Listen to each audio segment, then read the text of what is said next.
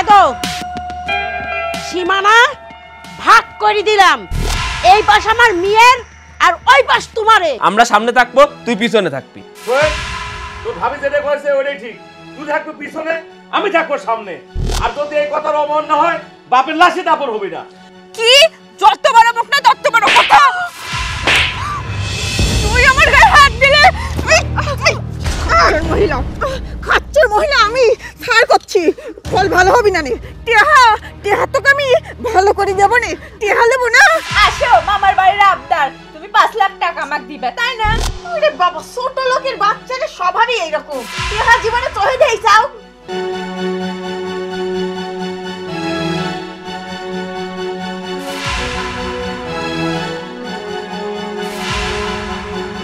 টাকা সমান করে ভাগাভাগি হয়েছে তো।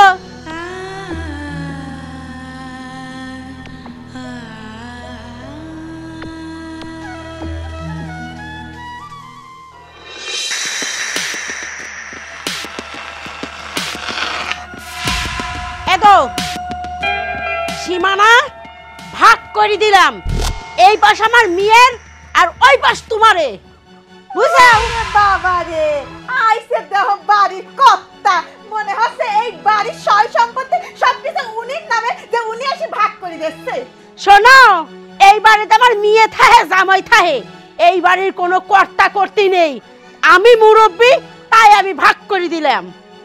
ওরে বাবা রে, মনে হচ্ছে আমার স্বামীগুলোও মরে গেছে। কে আমার স্বামী রয়েছে, বড় ভাই রয়েছে, তারা 2 ভাই থাকছি, আপনি অতিথি মানুষ হয়ে এই বাড়ির সম্পত্তি ভাগ করেছি যা। হ্যাঁ, আমার বউ তো ঠিকই কইছে, এবারে ভাগাভাগি করলি আমি আর আমার ভাই করব, আপনি ভাগাভাগি করার কিডা? আপনি হচ্ছেন এই বাড়ির অতিথি, আপনি হচ্ছে আমার ভাবির মা, আপনি হচ্ছে আমার মাওই মা। হ্যাঁ, অতিথি আছেন, অতিথির মতো থাকবেন, আপনি কোনো ভাগাভাগি করতে পারবেন না। ভাগাভাগি করলি আমি আর আমার ভাই করব। চামচামি করার কোনো জায়গা পান না, না নীর হয়ে চামচামি করবি রাইছেন না? দেখো সোহেল, তুমি কিন্তু আমার মাকে অপমান করতেছো, আর চামচামির কথা কি বলতিছো? আমার মা আমার গার্জিয়ান, আমার দেখাশোনার দায়িত্ব তার নেই? শোনো, অত ফাল পারে না, ছোট মানুষ ছোট মানুষের মতো থাও, আমি মুরব্বী মানুষ, মুরব্বী মানুষ বাড়িটা ভাগ করে দিয়ে যাচ্ছি, ভালোই ভালোই বসত করো, বুঝছাও? সোহেল, ছোট ছোটর মতো থাক, বেশি বুঝিস না। আমার শাশুড়ি যেভাবে ভাগ করে দিয়েছে এইভাবে থাক। এই ভাগ আমি জীবনেও মানবো না, বাড়ি ভাগ হবে এই রকম ভাবে, আমরা সামনে আর এরা হচ্ছে পেছনে। মাগের মূল্য পাইছো তুমি? আমি এই বাড়ির বড় বউ, আমার অধিকার সবচেয়ে বেশি, আমি থাকবো সামনে, তুই থাকবো পিছনে, বুঝিস নাই? আর আমার স্বামীর অধিকার সবচেয়ে বেশি আগে। ওরে বাবারে, অধিকার দেখাবি আসতে চাও? বাপ্পার দায়িত্ব পালন করে নাই বড় ভাই, আর এখন তুমি অধিকার জীবনেও না। এ শোনো, আমি যেটি কইছি ওইটি, আমরা সামনে থাকবো, বড় ভাইরা পিছনে থাকবি। হ্যাঁ, তুমি যেটি কইছো সেটি। এ বড় ভাই, এখন আসতেছে মনে করো যে সামনে যাওয়ার জন্য, এতদিন মনে করো যে একদিনও তো দেখলাম না যে বাপের জন্য একটু ভালো মন্দ মানে ফলমূল এনে দেওয়ার, একদিন দেখলাম না যে 2 টাকার ঔষধ কিনে দেওয়ার। ও, এখন তুমি বড় ভাইয়ের দায়িত্ব পালন করবে যাও, সেটি হবিলা। আমরা সামনে থাকবো, তুই পিছনে থাকবি। সোহেল, তোর ভাবি যেটা করেছে ওটাই ঠিক, তুই থাকবি পিছনে, আমি থাকবো সামনে। আর যদি এই কথার অমান্য হয়, বাপের লাশে দাপন হবি না। হ্যাঁ, আগে ভাগ পরে দাপন, আমিও মানি না। আগে আমি সামনে থাকবো, তুমি পিছনে। বাহ বাহ বাহ বাহ বাহ সোহেল, বাহ বাহ রিপন, বাহ, তোমাদের মন মানসিকতা দেখে আমি অবাক হয়ে যাচ্ছি। আরে চাচার দাব মানে দোয়া কাজ কখন শেষ হয়েছে? 11টার সময় জানাজার নামাজ সবাই মাইকিং করে দেওয়া হয়েছে, আর তোমরা এখনো লাশের সামনে সম্পত্তি ভাগাভাগি করতেছো। তোমরা কি মানুষ নাকি অন্য কিছু? হ্যাঁ শোনো বেটা, তুমি বাইরের মানুষ বাইরের মানুষের মতোই থাও, এই বাড়িতে 2 সওয়াল আছে, যা বুঝার ওরা বুঝে নিবি, তুমি এখানে নাক গলাইছো কে বাপু? ঠিকই বলছে আমার মা, আপনি বাইরের মানুষ, আপনি কেন আমাদের ফ্যামিলি ম্যাটারে কথা বলেন? আপনি তো আমাদের ফ্যামিলি বিষয়ে কোনো কথা বলতে পারবেন না? আমাদের সম্পত্তি, আমাদের বাবা, আমরা কি করব না করব সেটা আমাদের ইচ্ছা, আপনি বাইরের লোক হয়ে আমাদের ফ্যামিলি বিষয়ে কথা বলতে পারবেন না তো? হ্যাঁ, বড় ভাবি তো ঠিকই কইছে, এটি আমার পরিবারের বিষয়, আমরা ভাই আর আমি যেটা ভাবি সেটি করব। শোনেন ভাই, আমরা 2 ভাই সিদ্ধান্ত নিছি, আগে ভাগ পরে জানাজা। একটা চড় মানে কানসারে ফাটা দেবো, আগে ভাগ তারপরে দাফন। হ্যাঁ, এই আপনি যে বলতেছেন যে আমি বাইরের মানুষ, বাইরের মানুষ মানে উনি আমার চাচা, আমি তার ভাতিজা, আমার অবশ্যই কর্তব্য আছে। আর একটা কথা তোমাদেরকে বলি, তোমাদের একটা কথা বলা হয় নাই, চাচা মারা যাওয়ার আগে আমাকে একটা কথা বলে গেছিল, শোন আমি যদি কখনো দুনিয়া থেকে চলে যাই আমার সন্তানদেরকে বলবি আমার অ্যাকাউন্টে 40 লাখ টাকা আছে, তারা যেন এই টাকাগুলো মরার পরে ভাগ করে দেয়। অথচ সেই বাবাকে তোমরা জানাজা না দিয়ে দাফন না করে তোমরা সম্পত্তি নিয়ে ভাগাভাগি করতেছ। হ্যাঁ, আমার তো মনে হচ্ছে যে ওই টাকার অধিকার তোমাদের নাই। আমি এখনই যা ওই টাকাগুলো নিয়ে কোনো ইতিম মাদ্রাসায় দান করে দিয়ে আসি। কি বলতেছেন ভাই? আমার বাবার অ্যাকাউন্টে 40 লাখ টাকা? ভাই আপনি সত্যি বলছেন আমার বাবার অ্যাকাউন্টে 40 লক্ষ টাকা আছে? কিন্তু ভাই আমার তো বিশ্বাস হচ্ছে না, আপনি মনে হয় আমাদের নিয়ে মজা করতেছেন। ঠিক আছে, আমার কথা বিশ্বাস করার দরকার নাই, ব্যাংকে গেলেই বুঝতে পারবা। আর শোনো, 11টার সময় তো জানাজার ব্যবস্থা করা হয়েছিল, এখন তো 11টা প্রায় বেজেই আসলো। আমি সময় পরিবর্তন করে দিচ্ছি, বাদ জোহর হচ্ছে জানাজা। চলো তো আমার সাথে চলো। এই চলো তো। আসো। বুড়ি তো ভালোই দেখতেছি, এত লাখ টাকা থুয়ে গেছে। যাক, আমার মেয়ের কপাল এবার ফিরে যাবে। আরে কি হয়েছে? ভিতরে তো কথা বলতে পারতে না? আরে এসব কথা কি বাড়ির ভিতর পাওয়া যায়? এই যে তোমার স্বাস্থ্য ভাইতে কি শোনাত হয়ে গেল, তোমার বাপের অ্যাকাউন্টে নাকি 40 লাখ টাকা আছে। আমিও তো সেটা শুনে আশ্চর্য হয়ে যাচ্ছি। আমার যে বাপ ঠিক মতো বাজার করতো না, এক বেলা ভালো খাইলে পারে আরেক বেলা ঠিক মতো খাইতে পারতাম না। আমার জীবনে কোনোদিন দেখিনি যে আমার বাপ একটা ভালো পোশাক পরে মনে করো যে আইছে, অথচ সেই বাপের অ্যাকাউন্টে 40 লক্ষ টাকা। আমার তো সন্দেহ হচ্ছে এত টাকা আমার আব্বা পাইলি কোনে? না আমার আব্বা দ্বিতীয় কোনো বিয়ে টিয়ে করছে, না অন্য কোনো জায়গায় ও মাথার মধ্যে কিছু ঢুকতেছে না। শোনো, তোমার বাপের চরিত্র যা ইচ্ছা তাই হোক, ওইটা দেখার সময় আমার নেই। শোনো, তুমি তাড়াতাড়ি যাই অ্যাকাউন্টের টাকাটা তুলে আনো, ভালোই হলি। আমারে সারা জীবন শুয়ে বসে খেলেও টাকা ফুরাবি না।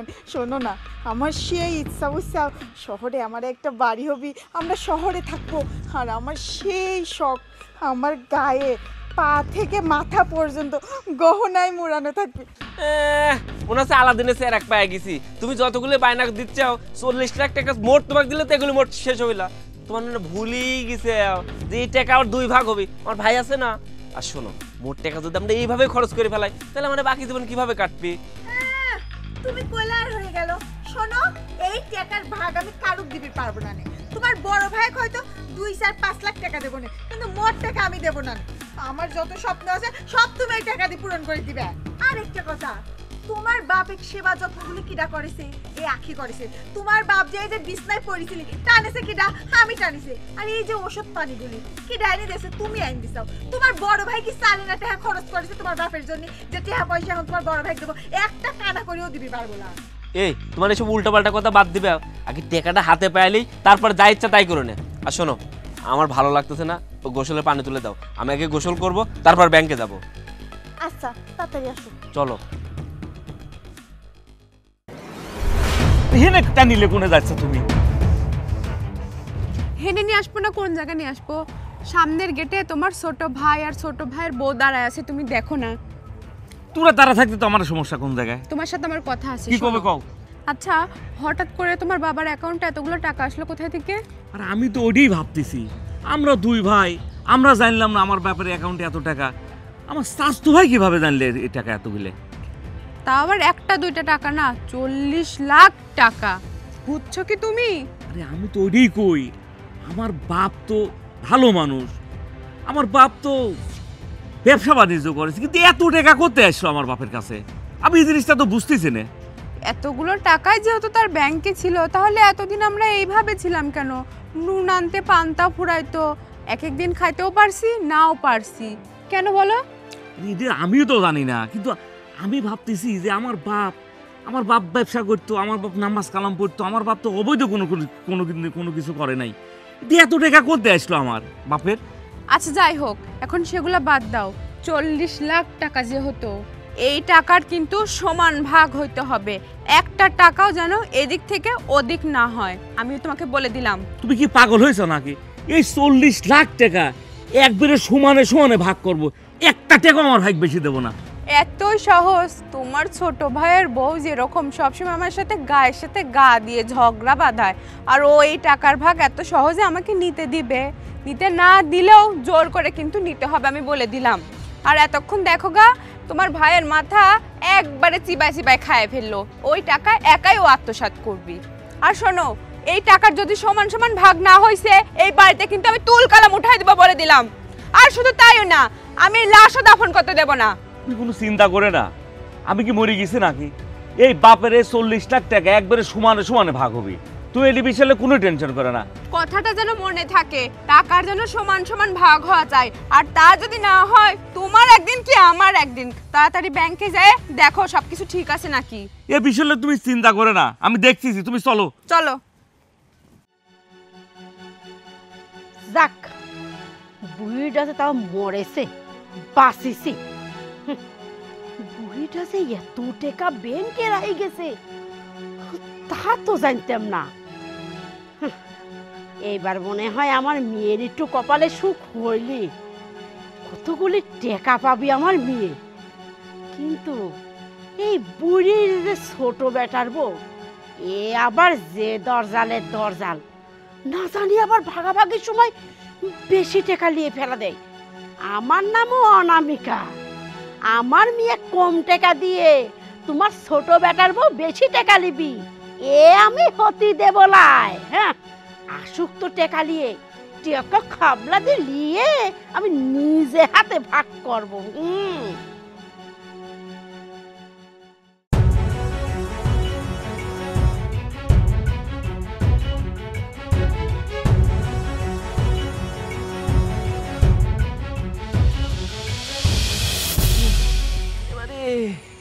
কি মারাটাই মারছে, ও গাপটা ব্যথা।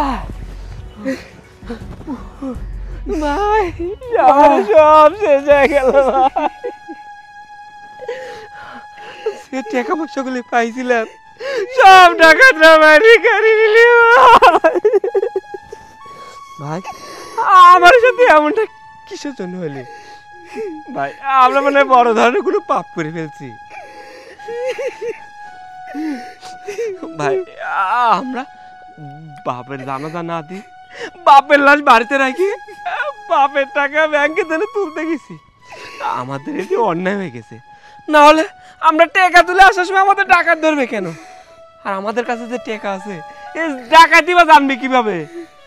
এটা আমারে পাপ রে ভাই, আমারে আগে বাপে দাপন করা উচিত ছিল রে ভাই। মাইটা মারছে ভাই। চল বাড়িতে আগে যা, বাবার জানাজাটা দেখি। চল যাই। মা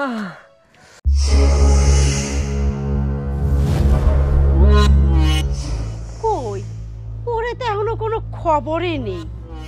জোহরের নামাজের সময় বলে জানাজা দিবি, বুড়ের ভাইপো কয়ে গেল আমার চাচা জোহরের পরে জানাজা দেব। এটা খবরই দেখতেছি নি, জোহরের টাইম তো হয়েই গেল। আমার জামাই না গেল ব্যাংকে টেহা আনতে, কোনো খবর টবর তো দেখতেছি নি। এত দেরি করতেছে কে? ওহি মা, ওহি ব্যাপার কি? আমার মেয়ে এখান গেল কোনে? আবার এই যে ডাইনি ছোট বেটার বউ, ওই দিকে তো দেখতে পারতেছি নি, বুঝতেছি নি। তুই যেন আবার কোনো জায়গায় যাই আবার ঝগড়া মারামারি লাগিয়ে দিলি নাকি? ওহি মা, ওহি। কিরে ছোট, এগুলো আমি কি শুনছি? তুই নাকি আমাকে 3 লাখ টাকা দিবি? 3 লাখ টাকা তো তাও দিবির চাইছি, তোমার এই হিসাবে চারি না পয়সা দেওয়া উচিত না, বুঝছাও? কেন, কি কারণে?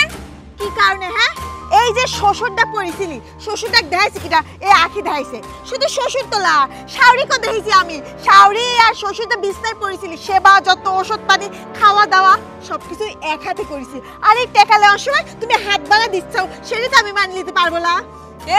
এই বাড়ির বড় বউ আমি, সবার আগে বিয়ে হয়ে আমি আসছি। আর তোর ভাইয়া বড় না? আর এই বাড়ি পুরো বাড়ি দেখাশোনা করছি আমি।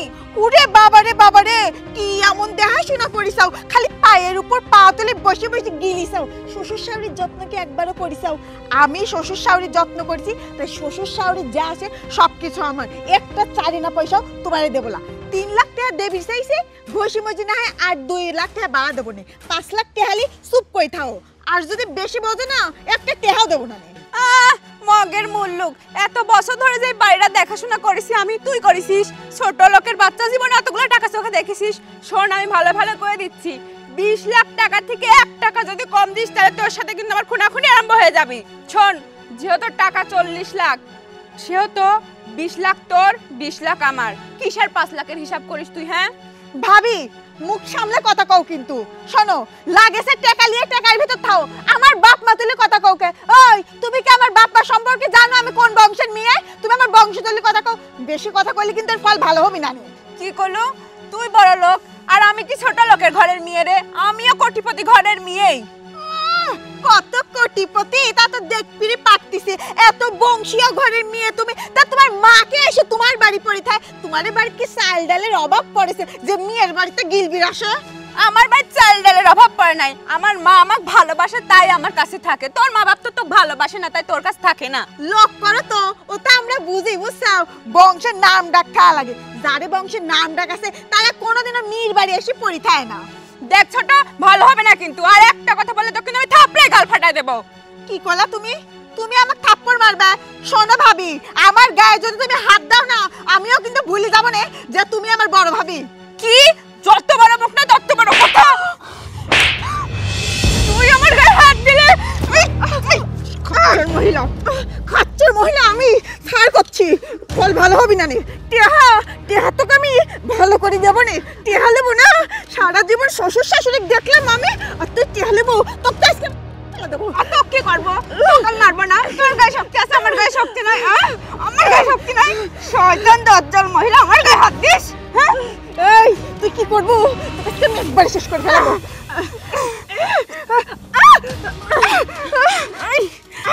দিব না আমার টাকার ভাগ? হ্যাঁ,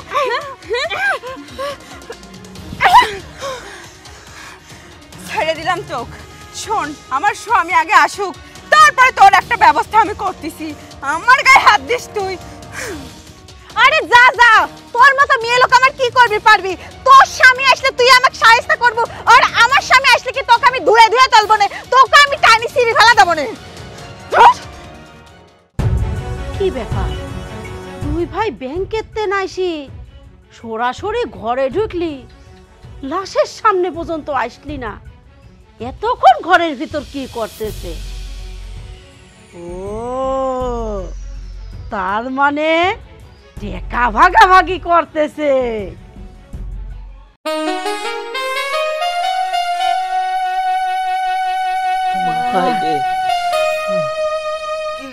দিছে রে ভাই, তাহলে আল্লাহ বাঁচাইছে। আমরা দুই ভাই কোনো মতো জানলি বাড়ি চলে আইছি।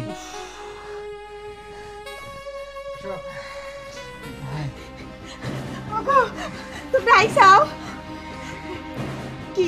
টিয়া কই দাও, টিয়া ভাগাভাগি করি। কি গো, টাকা আনছো? শোনো, তাতে টিয়া দাও। বড় ভাই আর ভাবি কিন্তু 3 লাখ টাকা দেবো। না না, 3 লাখ না, পরে আমি চিন্তা ভাবনা করছি 5 লাখ টাকা দেবো। হাত বাদ বাকি সব টিয়া আমার। দাও টিয়া দাও। ওই খচ্চর মহিলা, কিসের 5 লাখ টাকা নিবি? 20 লাখ টাকাই আমি নেব। আমি বলি নাই টাকার অর্ধে ভাগ হবে? ওরে বাবারে বাবারে, গলার তেজ এখনো কমে নাই, একটা কথাও কবে না। হ্যাঁ, কিসের টিহা কিসের টিহা? কোনো টিহা নেই, শ্বশুর শাড়িকে আমি দেখি সব টিহা আমার। এই সোহেল টিহা দাও তো। এই ছোট লোকের বাচ্চা, চুপ থাক। 20 লাখ টাকাই আমি নেব। ভাবি, এবার কিন্তু বেশি বেশি হয়ে যাচ্ছে। কি কইছে কানের ভিতর ঢোকে নাই? 40 লাখ টিহার ভিতর মাত্র 5 লাখ টিহা তোমারে দেব, আর সব টিহা আমারে। আসো, মামার বাড়ির আবদার, তুমি 5 লাখ টাকা আমাকে দিবে, তাই না? ওরে বাবা, ছোট লোকের বাচ্চাদের স্বভাবই এইরকম। টিহা জীবনে চহে দেই চাও? ছোট, তুই কিন্তু আবার মার খাবে বলে দিলাম। আর তুমি আমাকে মারবে আর আমি তোমাকে ধুয়ে ধুয়ে তুলবো রে, তাই না? আমার তো হাত পাও নাই। আচ্ছা, যেন ঝগড়া থেকে, হ্যাঁ? 40 লাখ টাকার অর্ধেক তুই নিবি, অর্ধেক আমি নেব, বেশ মিটে গেল। ওরে বাবা, সারা জীবন কষ্ট করতেছি, খাটনি করতেছি আমি, আর সেই টিহা আমি তোমাকে দেব। তুমি শুয়ে বসে পায়ের উপর পাও তুলে দিয়ে দিন যাপন করিসাও, টিহার ভাগ তোমাকে দেব। একটা টিহাও দেব না, বেশি কথা কইনি। চুপ! আর কোনো কথা বলবা না। তোমরা কি শুরু করছো? হ্যাঁ, কি হলি? হ্যাঁ, ধমক দিয়ে চুপ করে রাখে। টিহাই করো তাড়াতাড়ি। আর টাকা দিচ্ছ না কিসের জন্য? টাকা দাও। টাকা নাই। টাকা সব চিন্তায় হয়ে গেছে। চিন্তায় হয়ে গেছে মানে? আমরা যে দুই ভাই জানলি বাড়িতে আইছি এটাই বড় কথা। আমাদের চিন্তাই করে ধরে দুই ভাই কি এই জামাইটাই দিছে। আমরা তো দুই ভাই অনেক কষ্টে জানটা হাতে করে নিয়ে দৌড়াইছি। আমাদের সমস্ত টাকা চিন্তাইকারীরা নিয়ে গেছে। ওই জানো আপনারা একটা বড় পাপ করে ফেলছি। আপনার বাপের লাশ সামনে নিয়ে সম্পত্তির ভাগাভাগি করতেছি, অথচ বাপ তার লাশ স্থাপন পর্যন্ত করি নাই। দেখো এতগুলো টাকা নিয়ে আমরা আসতেছিলাম, কিন্তু টাকাগুলো আমাদের কপালে নেই। তো কিভাবে জানলো ছিনতাইকারী যে আমাদের কাছে এত টাকা আছে? এগুলো সবই উপর আল্লাহর খেলা। আমরা বাবার সাথে যে অন্যায়টা করছি এটা তোর শাস্তি। ভাই সোহেল, তুই কিছু বল। হ্যাঁ ভাই, তুমি ঠিকই কইছ। আমরা অনেক বড় পাপ করছি, আর পাপের শাস্তি হিসাবে এগুলো পেয়েছি। যে বাবা নিজে কোনোদিনও ভালো মন্দ খায়নি, নিজে একটা ভালো পোশাক পরে অনেক কষ্ট করে টাকাগুলো জমাইছে, আসলে আমাদের জন্যই তো জমাইছিল, তাই না? এই টাকাগুলো আমাদেরই হক ছিল, কিন্তু আমরা বাবার হকটা পালন করতে পারি নাই। আমরা এমন সন্তান, বাবা মরে যাওয়ার সাথে সাথে সম্পত্তি ভাগাভাগি করতে গেছি, টাকা ভাগাভাগি করতে গেছি, কিন্তু বাবা শেষ কাজটা, যে কাজটা সন্তান হিসেবে আমাদের কর্তব্য ছিল, সেই কাজটা আমরা করি নাই। বাবার লাশ উঠানে রেখে আমরা চলে গেছি ব্যাংকে। আমাদের কত লোক, বাবার টাকা এনে আমরা কত কিছু করব, কত স্বপ্ন দেখছি। কেউ গহনা কিনতেছে, কেউ জায়গা কিনতেছে, কেউ গ্রাম ছেড়ে শহরে চলে যাচ্ছে, কিন্তু একটাবারও বাবার কথা ভাবতেছি না যে বাবার লাশটা উপরে রয়েছে। বাবার সাথে যে অন্যায় করছি, সে অন্যায় শাস্তি কিন্তু আমরা পেয়ে গেছি ভাই। টাকা হাত দিয়ে শুয়েছি, অথচ সেই টাকা পকেটে তুলতে পারি নাই। শুধু তাই না, ওই টাকাগুলো যদি আমরা ছিনতাইকারীকে না দিয়ে দিতাম, হয়তো এতক্ষণ বাবার লাশের পাশে আমাদের লাশটা পড়ে থাকতো। অথচ এই ডাইনিরা সেই টাকা নিয়ে ভাগাভাগি করতেছে। একবারও বললো না তোমাদের বাবার লাশ উপরে আছে, আগে বাবার লাশটা শেষ কাজটা শেষ করো, জানাজারের ব্যবস্থা করো, দাফনের ব্যবস্থা করো। তা না বলে শুধু টাকা টাকা আর টাকা। শোনো, তোমাকে বলছি, আরে একবার যদি এই টাকা আর সম্পত্তি নিয়ে ভাগাভাগির কথা বলো, তাহলে কিন্তু তোমার খবর আছে। ভাই চলো, আগে আমরা বাবার জানাজারের ব্যবস্থা করি।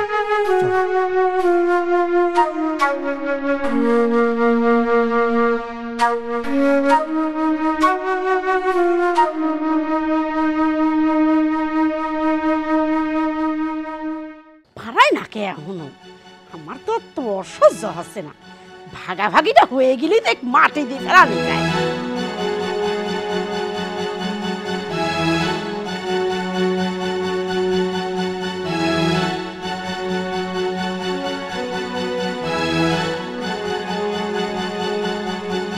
টাকা সমান করে ভাগাভাগি হয়েছে তো? কি ব্যাপার, কথা করছিস নি কেউ? ও ওই খান্নাস তো ঠগাইছে, টাকা কম দেছে মনে হয়, তাই না? দাঁড়া তো মামিমা, আপনি চুপ থাকেন। অনেক বলছেন, অনেক কিছু করছেন, শুধু আপনার জন্যই আমার বাবা মারা যাওয়ার পরেও বাবা লাশ রেখে আমরা ভাগাভাগি করতে গেছি। আপনি যদি এই ভাগাভাগিটা না করতেন, তাহলে আমাদের ভাই আর আমার মধ্যে তর্ক বিতর্ক হইতো না, আর বাবার লাশ এতক্ষণ উপরে থাকতো না। আমরা বাবার সাথে যে অন্যায় করছি, সেই ফল কিন্তু এই 2 ঘন্টার মধ্যেই আমরা পেয়ে গেছি। আপনি হয়তো জানেন না, আমার বাবার অ্যাকাউন্টে 40 লক্ষ টাকা ছিল। সেই টাকা ব্যাংক থেকে তুলে আনতে গিয়ে আমাদের ছিনতাইকারী ধরে, আমাদের অনেক মারধর করে, আমাদের সমস্ত টাকা কেড়ে নেয়। তারপরে আমরা বুঝতে পারি আসলে আমরা অন্যায় করছি। বাবার লাশ উপরে রেখে আমরা অর্থ সম্পদ ভাগাভাগি করতেছি। আমরা কেমন সন্তান! আপনারও উচিত ছিল এই বাড়ির মুরব্বী হিসাবে আপনার বলা, 2 বার ঝগড়া না করে বাবার দাফনের ব্যবস্থা করো। তা না করে আপনি আরো উস্কানি দিছেন, বাড়ির উঠানের মাঝে দাগ দিয়ে দিছেন, এই পাশে তোর, ওই পাশে ওর। এটা যদি না করতেন, তাহলে আমার বাবার লাশটা এতক্ষণ এই জায়গায় পড়ে থাকতো না। তাই আর কোনো কথা বলবেন না। আম্মা, সোহেল ঠিকই বলছে। এতক্ষণ যদি আপনি এরকম উস্কানি না দিতেন, তাহলে আমার বাবার লাশ এতক্ষণ দাফন হয়ে যেত। হ্যাঁ মা, ও ঠিকই বলেছে। যত নষ্টের মূল কারণ তুমি। তুমি যদি আমাদেরকে উস্কিয়ে না দিতে তাহলে এতক্ষণ আমাদের শ্বশুরের লাশ দাফনও হয়ে যেত আর আমাদের এত বড় ক্ষতিও হতো না। যত নষ্টের মূল কারণ তুমি মা। আমরা কেন আগে সম্পত্তির ভাগাভাগি করতে গেলাম, তারপরে শ্বশুরের লাশ দাফন করতে গেলাম? হ্যাঁ ভাবি, তুমি ঠিকই কইছো। আমরা আগে সম্পত্তি পরে দাফন, এই চিন্তাধারা মাথায় নিয়ে এসে অনেক বড় পাপ করে ফেলাইছি।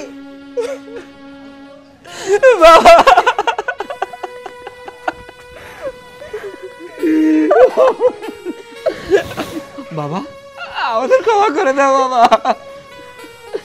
তুমি আমাদের জন্য এত কষ্ট করছো, খায় দেখে আমাদের জন্য টাকা জমাইছো, আর আমরা কি করছি বাবা?